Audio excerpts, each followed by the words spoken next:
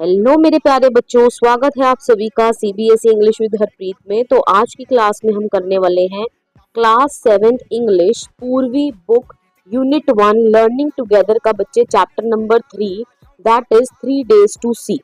Okay, तो चलिए start करते हैं चैप्टर को। चैप्टर के टाइटल को पहले समझ लेते हैं। बच्चे क्या बोला जा रहा है यहाँ पे? 3 डेज टू सी, देखने के 3 दिन। Okay, clear. तो पढ़ते हैं क्या मतलब आ रहा है इसका। आगे चैप्टर को जब पढ़ोगे तो आपको समझ में आएगा, लेकिन पढ़ने से पहले there are some activities that we have to perform. तो क्या बोला गया है यहाँ पे?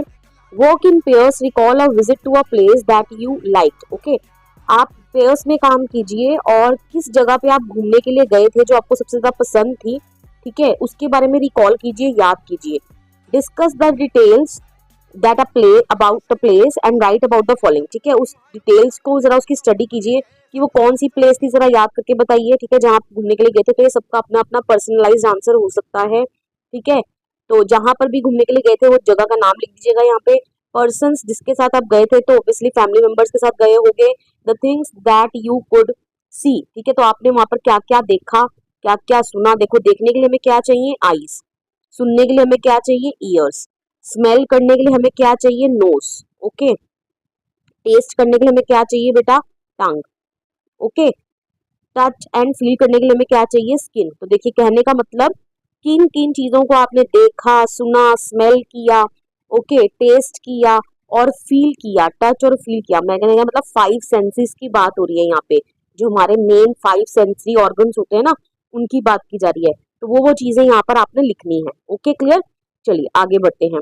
How does this memory make you feel. ठीक है, जब आपको आप उस ट्रिप की याद करते हो जहां आप घूमने के लिए गए थे, तो उसकी जब याद आपको आती है तो आपको कैसा फील होता है? तो ऑब्वियसली सबको अच्छा फील होता है।